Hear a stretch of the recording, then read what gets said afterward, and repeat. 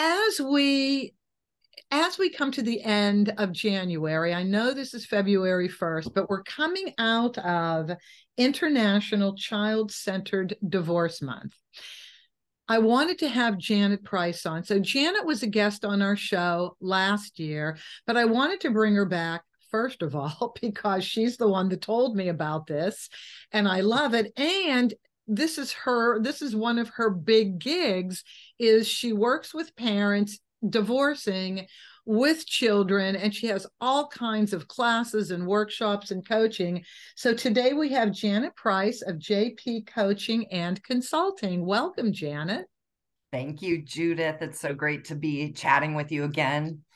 Thank you. And before we get started, I'm so not used to doing this, but I have to make an announcement that on February 14th, I'm holding my first public workshop. It's free. It will be at noon on Zoom. It's called Recipe for a Heart Healthy Divorce. It's 4 steps that if you take any one of these steps, you will change the trajectory of your divorce from acrimonious to amicable. And I've seen it happen over 10 years. So I am delighted to present it with Patty McGuire, a worthiness coach.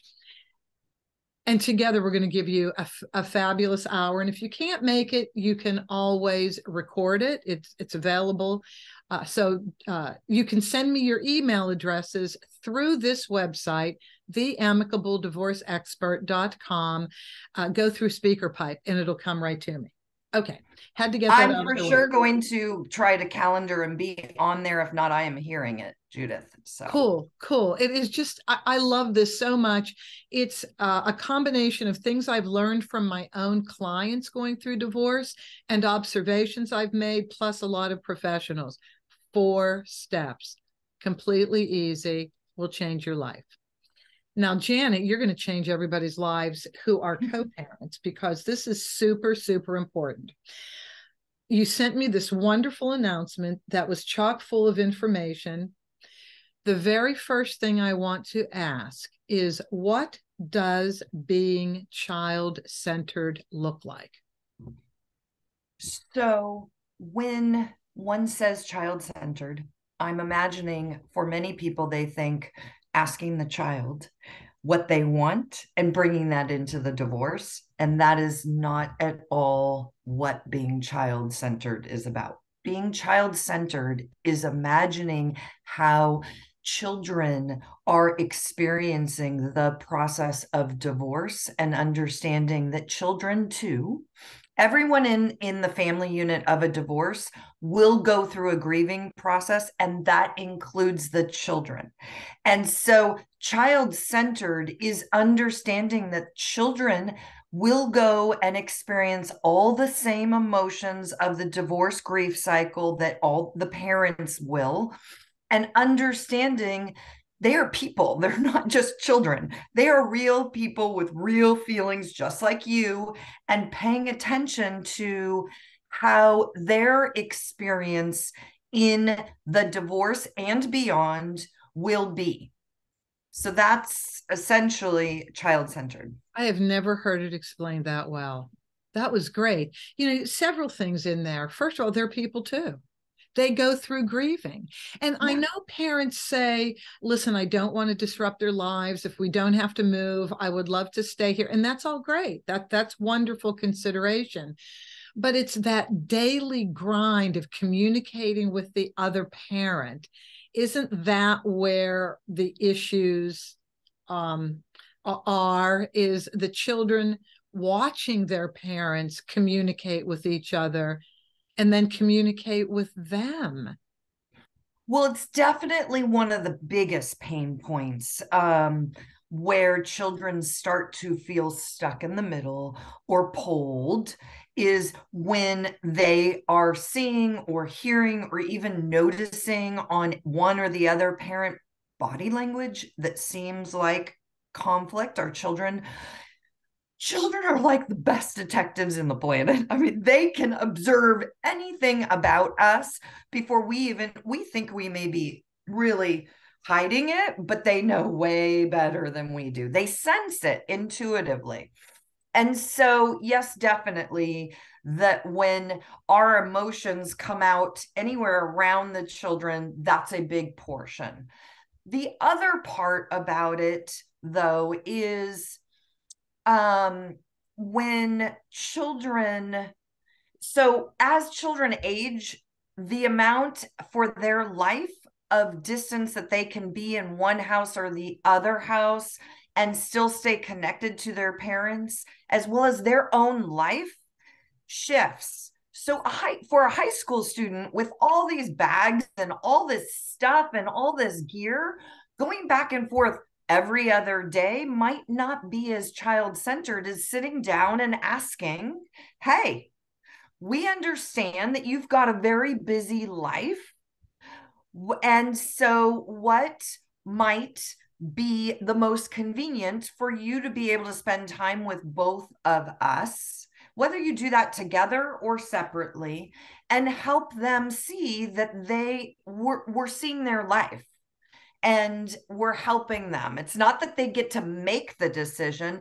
It's that we're showing them we understand what their life is about, and then helping together come up with a decision. That's so lovely. That is really so lovely. And you're still functioning as a family that way, aren't you? You are. Now, even this can work even with very high conflict. So, as long as one or the other or both independently are doing these processes in their own home, this type of paying attention, noticing your children, noticing their behavior, noticing how they're acting with you, sitting, if they're seeming really tired and confused, sitting and just basically, what's going on? Having a conversation, being allowed without your opinion, allowing them to have a conversation with you. Look, everybody has the right to have their own feelings. It's their feelings. It does, just because someone has feelings doesn't mean you need to seek to change them. I mean, as an adult, how does it feel to go be talking to a friend to console and just sort of download because you're not feeling so great? And for the friend then to tell you, oh, go do this and this and this and this. It shuts you down. Yeah. Same with children. So I know as parents at all ages, I know as parents, we want to, particularly when it's sad and frustration with our children, we want to help and support them. But child-centered is listening and hearing, and then helping them, so I'm hearing that you're saying, as you've gotten with all your activities, this is becoming much more difficult to go back and forth from house to house every 2 days. Let's problem solve together what might make that more, easier for you. What things can we do so that's not as difficult for you? And is it okay if they say, let's change the schedule a little bit? Then what might that look like? Right?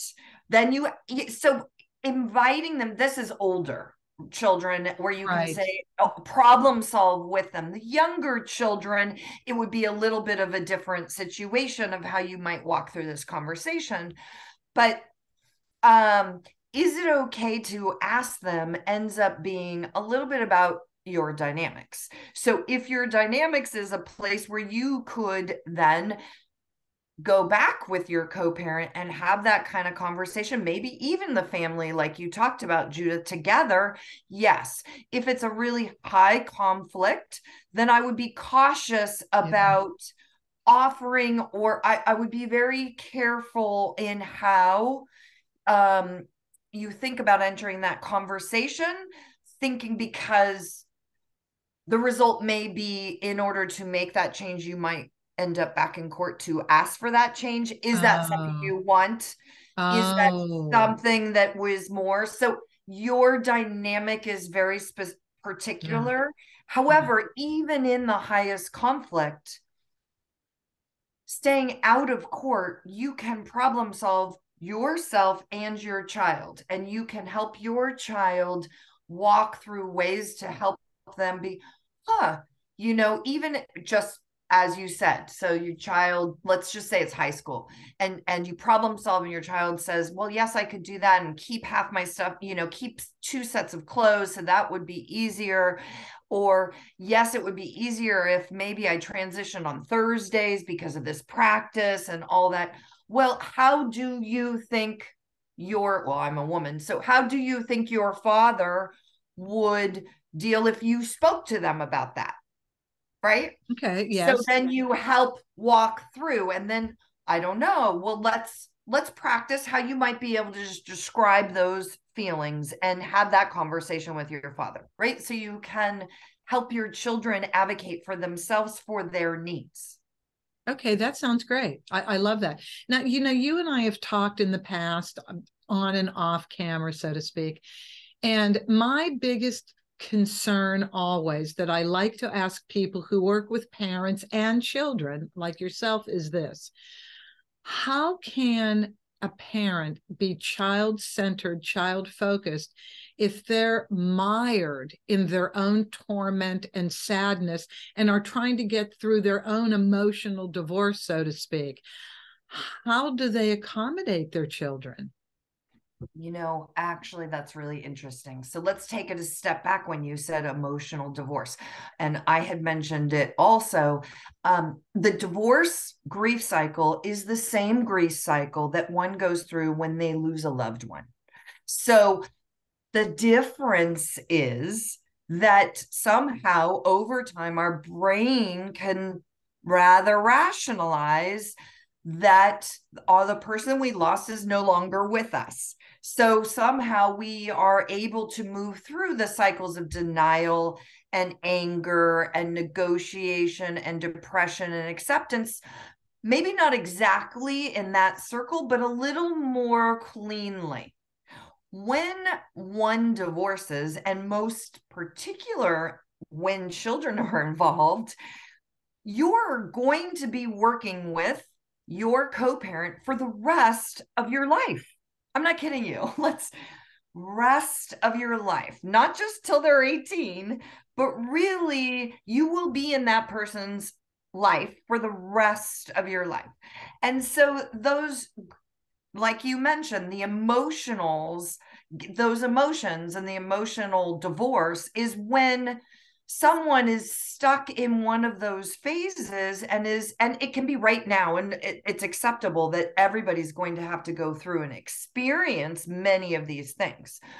But if that stays for a very long time, then those emotions of the one person that may still be in the emotional stage can somehow, more like gears, get entangled with the other co-parent and start messing each other up. So you can then go from denial to anger to acceptance to depression. It goes in all these different, because we're feeding off of one another. So back to your original question, which was, how can a parent help focus on their children while they're experiencing? And it's really, really, really difficult. And those individuals have to, the number one is becoming aware, waking up to the fact that, yes, this is hitting you, and accept that, yes, this is hitting you. And then looking for a way of some sort of outlet to compartmentalize walking through what's hitting you and the time you're spending or thinking about the children. Now, it's very difficult. In one of my group programs, which is the court-ordered program, I had a woman who had been separated from the father of her child for 5 years. And I'm not 100% sure that this is actually the reason, but they were referred to this program because they were very, very high conflict. And through the 7 days of this program, she woke up and said, I guess it is my emotions that are the reason for the conflict.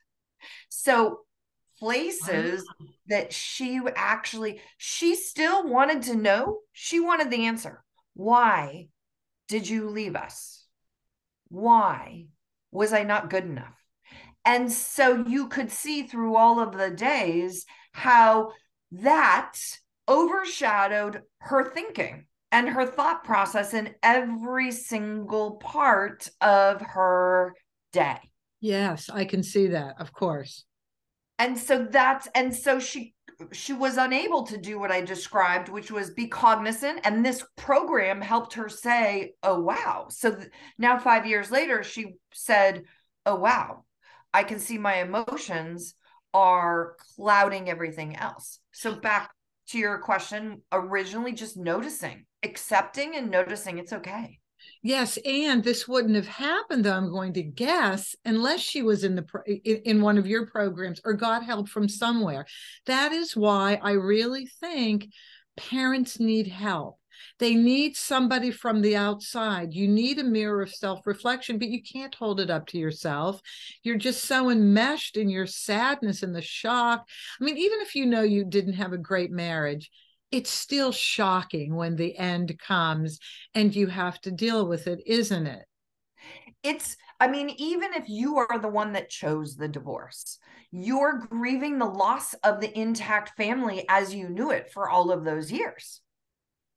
So even if you're thinking when you start out the divorce, yay, I'm free, this is going to be my new life, you will walk through so many different, it will hit you when you don't know. You'll go to a place, you'll hear a music, you'll hear something, and you will remember either a special, unique thing with your partner, or you will remember that special thing as the family unit. And the family unit is the unit. It's just looks very different. So you will be impacted and you will go through those phases. And you're right. I mean, some parents have the foresight enough to understand that they need help early on. Mm-hmm. And have a therapist and have somebody they're working with, and that's where they're look for more additional support for their children if they know that they're really bring friends that have kids the same age, so they know, oh, this is, if I really crash today, I'm taking my children over to my friend's house for the day or whatever to help Right. out, right? Yes. Now, Janet, two things. This is a great segue into where I wanted to go next, because I'm looking at the information that you had sent out to many of us. And that is, like you just referred, divorce alters a child's sense of their family unit. And Yes. so you have a program about reinstating this, but how do you reinforce a child's sense of family when there are two households? So that the high conflict program is at the very tail end, of course. Um, I also offer programs at the time when they are thinking of uncoupling. And so in that program is where helping parents understand this grief cycle, that they are not the only one that will be going through the grief cycle, that the children also experience, and then helping them walk through paying attention to the children's feelings. And just like anybody, feelings change. Geez, just as though we're freezing right now here in Southern California, Judith, the seasons change. Third world LA. Yes, we are. I mean, and for us, I feel like this year has been in Southern California change almost every 2 days, and that's not normal for us. But in life, we have change. And so helping the children model by weather, by preschool to kindergarten, kindergarten to elementary, elementary to middle school. You crawled and then you walked. You learned how to ride a bike. You didn't know how to read and write, and now you do. All of those things are change, right? So helping the children see that change is a fact of life, and change is not always bad. It's what you make of it.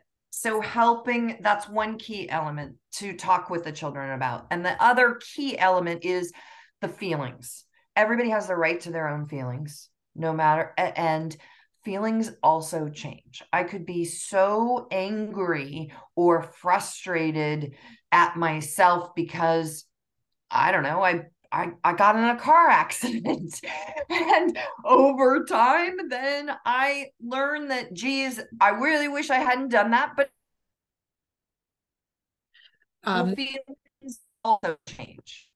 You're cutting in and out a little bit, but here's what I wanted to add. That's okay. That's okay. It was just a little bit. What I wanted to add was in terms of giving the children a sense that there is still a family unit. You know, one of the things that I was taught to say years and years ago is we're still a family. We just live in two houses. And the parents are still a family, whether they want to admit it or not, connected by their children. So maybe just in little things like language, I'm just thinking off the top of my head, your other home, referencing the other parent's home as your other home. So that still keeps everybody connected. And, you know, maybe just in conversation, make sure that the extended family is recognized, so to speak. Absolutely. Always. So it starts with the parents understanding that concept and buying into that concept that the family unit is still the family unit and will never not be the family unit. The children share DNA of both the parents. And so the worst case scenario is if it's difficult for a parent to accept that, what children subconsciously feel is that they are not loved and accepted. So if one parent is very angry and cannot accept that the family is still the family and the other parent is still part of the family and is very angry, then the child intuitively feels as though the parent is angry at them as well. Yes, it's one of the most important things for parents to know. The child always brings it back to themselves. It was explained to me by some mental health people that, you know, the child's world is them, and anything that happens to them, they think is a reflection back on them. What did I do wrong? Oh my God, was it my grades, whatever it was, right? They always think it's a reflection of them, that something bad is happening in their lives. Exactly. And then for for families that really want to help the children feel connected and stay in touch, there's this amazing journal called Home Sweet Homes that is a co-parenting journal where it's really the child's journal that goes back and forth, and it's 365 days and everybody can document in this, and that's also a way to help. This is really child-centered. The child gets to talk and go from home to home and share their life, and then they do not feel. So this is one way. There's lots of other books that are Is this out one of there. the resources on your website? Do you have this on your website? Okay, this is I have this resource linked to, I have it on an Amazon list that has lots of resources, and you can find that on my website. Okay, cool.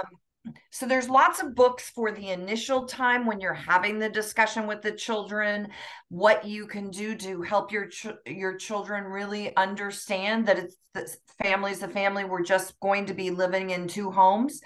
And then again, their feelings. I would seek to, at every level, to have the children define how they think of their two homes.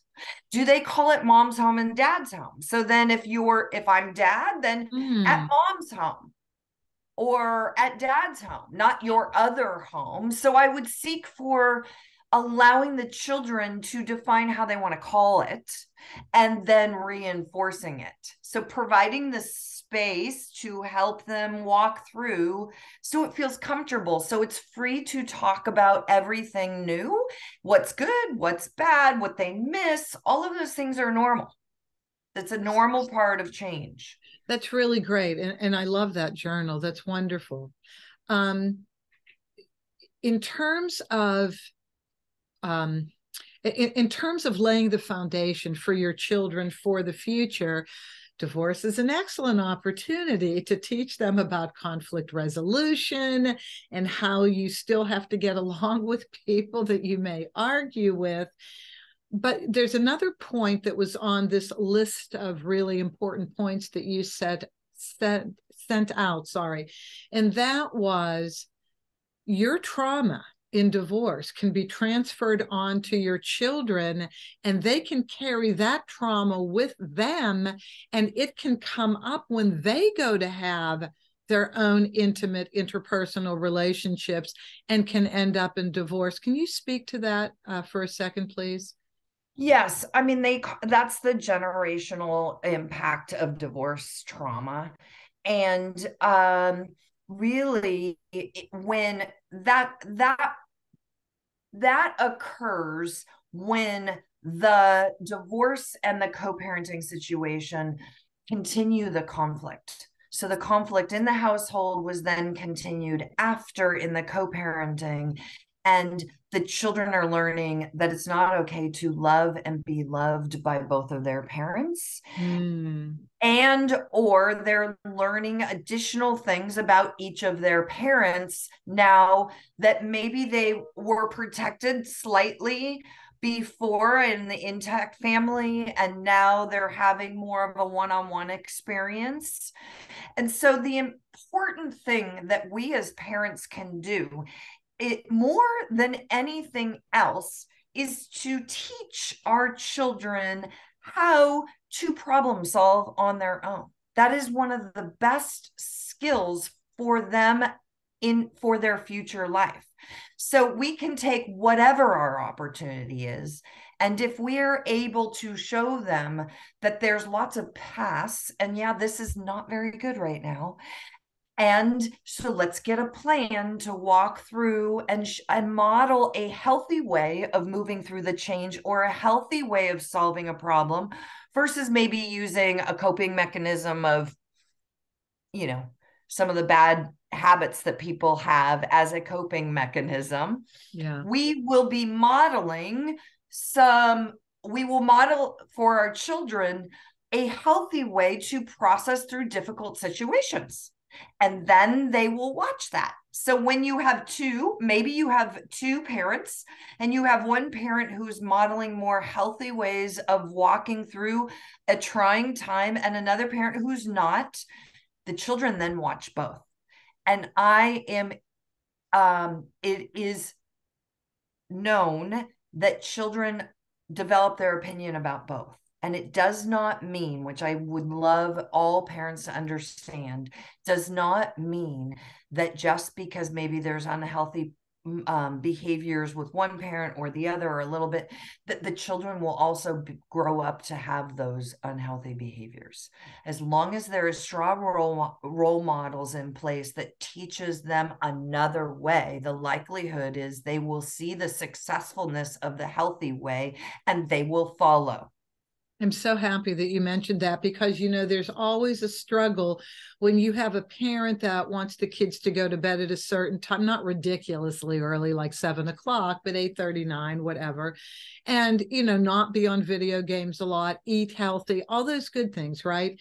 And that parent generally feels in their own mind that they're minimalized, marginalized, but there's more fun at the other parent's house.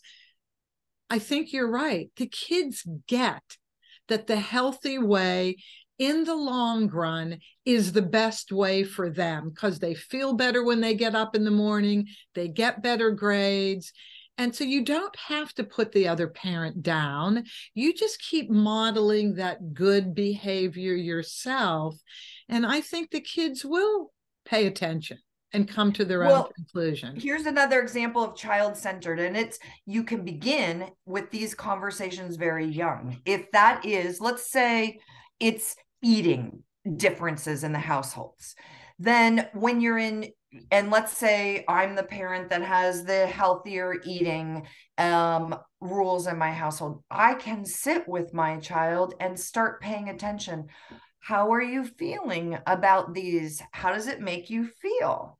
And I can start speaking with them so that they pay more attention to exactly what you said for themselves, so that as they get older, they actually start making their own choices for themselves at the other house. I can study. Yes. I can do this. I need to go to bed earlier so that I can actually listen in my class versus falling asleep. And that has nothing to do with the other parent. That has to do with being child-centered and helping your children tap into how their body is feeling and doing, and their thoughts when they're with you. Perfect.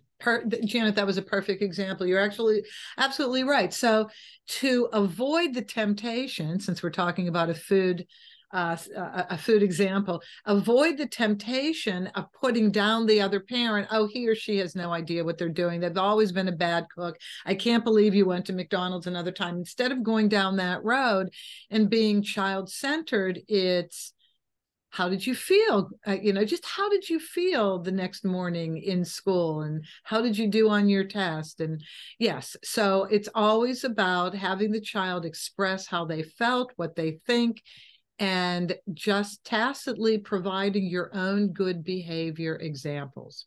Yes. Janet, our time, I mean, half an hour is so short, and I'm so sorry that I would love to talk to you even more. But I know you have so many different classes, workshops, approaches to parenting, and you do work with children of a certain age, don't you? Mm-hmm. What's the age, Janet? So middle school and high school support groups. So Okay. that's directly what is with them. And that is when it's not because the parents want them to. It's when they're old enough to opt in that they want their own support. Oh, Younger than that, it gets more about the parent and less about their needs. understood. Understood. That's great because, not everybody works with children of any ages. It's very difficult to find people who work with that. Janet, even though all of your information is going to be in the show notes, people listening do like to jot down a contact, email, phone number. What's the easiest contact for you? So my website is www.jpcoachingandconsulting.com, and the email is jprice@jpcoachingandconsulting.com. And you can find me basically the same on Facebook and Instagram and LinkedIn and Twitter, and not TikTok. Not TikTok yet, but probably soon. So, Janet, thank you yet again. Thank you for stopping by, making the time, a wealth of great information, and thank you for sending me the flyer on January being International Child-Centered Month. I thought that was great. I appreciate it. Oh, thank you so much, Judith. It's been, this is something. January is traditionally, as you know, the busiest month for divorce filings. And this is something that a woman, not myself, started 16 years ago, to reframe this, to think and put the children first instead of being this nasty, terrible divorce month. Let's talk about it's child-centered. If we're going to be divorcing, let's keep the focus about the children. Just because we can't get along doesn't mean that the children still don't have a family. Absolutely. Well said. And I thank all of you for joining, as I always do. We have the best guests, the best information, and I really appreciate that you recognize that and join us. I will say once again, on this website, theamicableddivorceexpert.com, I have on the homepage the announcement for February 14th, the workshop Recipe for a Heart-Healthy Divorce. Patty McGuire and myself are giving it. And if you would please leave me your email address through SpeakerPipe, I will absolutely make sure you get the link to the Zoom presentation. So thank you all very much. And as always, have an amicable day.